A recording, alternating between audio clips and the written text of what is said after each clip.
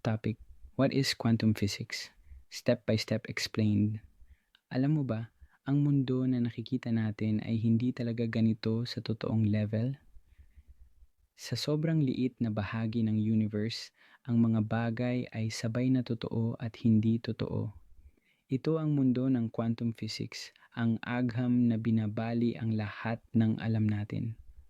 Pero huwag kang mag-alala, i-explain natin ito step by step. Simple lang. Ano ang physics? Una, ano ba ang physics? Ang physics ay pag-aaral kung paano gumagalaw at nag interact ang lahat ng bagay sa universe. Halimbawa, bakit nahuhulog ang bola? Bakit umiinit ang araw? Bakit may kuryente? Ito ang normal physics, yung nakikita at nararamdaman natin. Bakit may quantum physics pero may problema? Kapag sobrang liit na ng bagay, mas maliit pa sa atom, hindi na gumagana ang normal rules. Dito na pumasok ang quantum physics.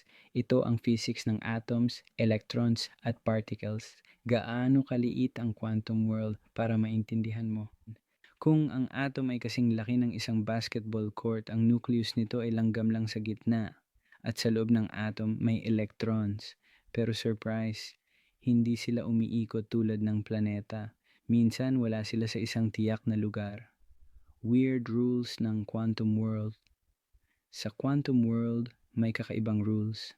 Ang particle, pwedeng particle at wave sabay. Pwedeng dalawang lugar sabay. Hindi mo pwedeng malaman lahat kahit gaano ka katalino. Ito ang dahilan kung bakit tinatawag itong weird science. Bakit mahalaga ang quantum physics? Hindi lang ito theory. Kung wala ang quantum physics, walang cellphone, walang internet, walang LED lights, walang computer.